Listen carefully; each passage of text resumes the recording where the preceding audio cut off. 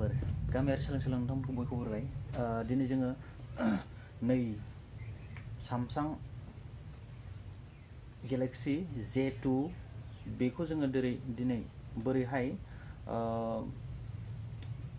Hard reset खालामगोन, थारमाने बेखौ जोङो बेयाव जेसेबांखिनि डेटा दं बेखौ फुरा इरेज खालामगोन, बेखौ जोङो बोरै खालामनो हागोन, मानि जोहै आरो माब्रै जोङो बिनि आइडियाखौ जों सोलोंगोन, बिनि स्टेप्सखौ जोङो दिनै जोङो सावरायगोन, बोरैहाय जों बानायनो हानाय जायो बेखौ। दा नोंथांमोना भिडिअखौ नायलांबाय थादो।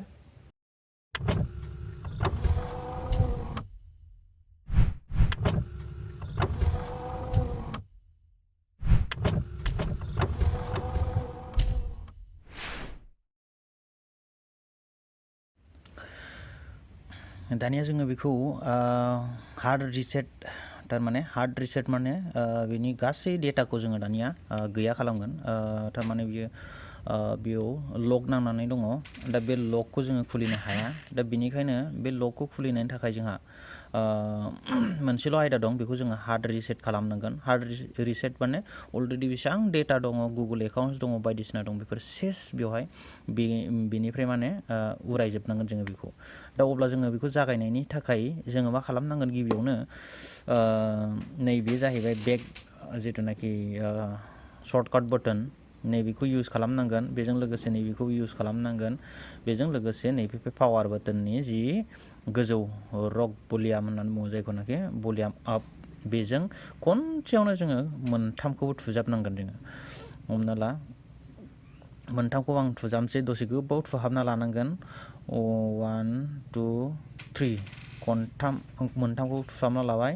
दा जोङो बेखौ हगारनो हासिगोन, जेबो खोथा गैला बेखिनि। दा जोङो दसे नायनि।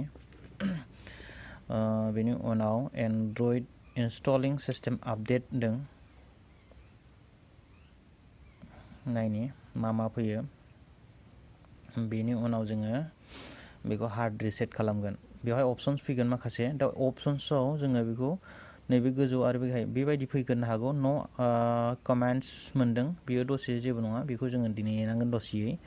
दा बिनि उनाव जोङो नैबे भलियामजों आप एन्ड डाउनखौ जों खालामनो हायो। माने बेवहाय मोननैसो लिरनाय फैगोन बाथ्रा। दा बेखौ जोङो सेलेक्ट खालामनांगोन आरो अपसन्सफोरखौ। बेनिफ्राय अके जाहैगोन नैबेयो भलियाम, जिथु पावार बाटन, बियो भलियामा खामानि होगोन। दा बेनिखायनो जोङो नैबेयाव फैबाय। बेयाव गिबियाव फैदों जोंना रिबुट सिस्टेम नाव बिदि फैदों। ओमफ्राय नैबेखौ थुनाय लोगो लोगो, भलियाम डाउनखौ थुनाय लोगो लोगो मा फैदों, रिबुट टु बुट लडार। बेनिफ्राय नेक्स्टआव दङ apply updates from ADB, Android data बेसनिफ्राय होनदों। Apply updates from SD card गैया। विप डेटा मा होनदों, factory reset, wipe cache partition, mount system, view recovery logs, run graphics test, power off, बेखौ नाङा जोंनो। रिबुटखौबो नाङा। बुट टु मा होनदों, रिबुट टु बुट लडार, बेखौ नाङा। एप्लाइ आपडेट्स फ्रम ADB, बेखौ नाङा। एप्लाइ आपडेट्स फ्रम SD कार्डखौबो नाङा। विप डेटा, जोंनो नैबेखौ नांगौ, बे बुस्थुखौहाय। बेखायनो जोङो दा बेखौ मा होनदों, वेब डेटा फैक्टरि रिसेट खालामसै। बिनि थाखाय जोङो नैबे पावार बाटनखौ क्लिक खालामसै, जोङो खनसे थुबाय। बेनिफ्राय बेखौ गाहायाव जों लाबोनो थाखाय येसआव लाबोनोसै। बाव होनदों वार्निं, विथ अल इउजार डेटा, मा होनदों, दिस कैन नट बी मा होनदों, आनडान। माने बेखौ सेस डेटाखौ जोङो दानजोबथारनोसै आरो माने। अबा नोंथाङा जुदि एग्रिबा एग्रि खालामदो, येस खालामदो। नै दसेनि उनाव बियो विप जासिगोन। विपिं डेटा फरमेटिं डेटानो फरमेट जाजोब्बाय। थारमाने डेटा विप कमप्लिट नैबाव बेखौ फैबाय। दानिया जोङो मा खालामगोन, आरोबाव मोननैसो खालामबावनो हायो। नैबे whip data whip cache partition, catch partition माने जोंनि माब्लाबाफोर बेफोरो मा होनो पार्टीशन जाना थायो। बेखौ जोङो नैबेयावहाय पावार अफ खालामसै। दा बियो हार्ड रिसेटआ बेखिनियावनो जोब्बाय। बेयाव जेसेबांखिनि डेटा फाइल्सफोर दंमोन बेयो सेस थांजोब्बाय। दा बेखौ जों अफ खालामनोसै। बेखिनियानो दिनैनि जि हार्ड रिसेट, बे प्रसेसा सामसांआव गोरलैथार बियो। दा आं बेखौ अफ खालामसैनि, अफ खालामबाय, पावारा अफ जालांसिगोन बियो। एबार जोङो बेखौ अन खालामबा जेनेरेलि बेवहाय गुगोल एकाउन्ट बिगोन। दा गुगोल एकाउन्टखौ जोङो बोरैहाय नैबेवहाय आङो दसे आं अन खालामना खोन्थानो हागोन।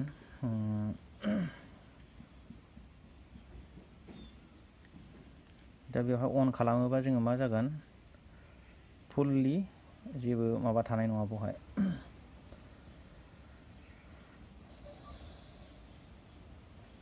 र' फैगोन बियो, नै एबार बिदि फैबाय, बियो फुरा रिसेट जाबाय। बेवहाय मा दंमोन सेस थांजोबसिगोन बियो, गोदान जाफिनसिगोन। निउ बायनायाव जेरैमोन बिदि। खिन्थु बेवहाय मोनसे बुस्थुखौ जोङो खालामफिननांगोन, बेयाव जोङो बेखौ मोनबोदोंब्लाबो नोंथाङा हार्ड रिसेट खालामदोंब्लाबो नोंथाङा बेखौ इजिलि इउज खालामफिननो हानाय नङा। मानोना बेवहाय मा दङ,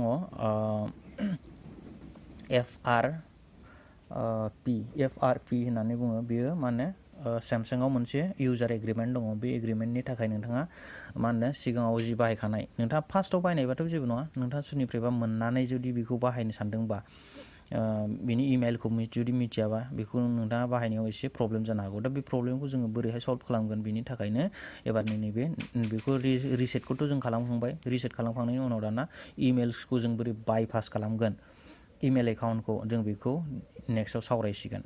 बेवहाय गोदान बायदि जागोन बियो, दसे थानायनि जोङो नुनो मोनगोन। एन्ड्रइड इज स्टार्टिं। द्लाम गोबाव नेनांबाय खिन्थु दै, बिराद गोबाव नेनांगौ जायो। दायो एन्ड्रइड एप्लिकेसना इनस्टलिं जाबावगोनसो, नै एप्लिकेसनफ्रा इनस्टल जाजोबसिगोन। बे गावनो गाव अट'मेटिक इनस्टल जागोन।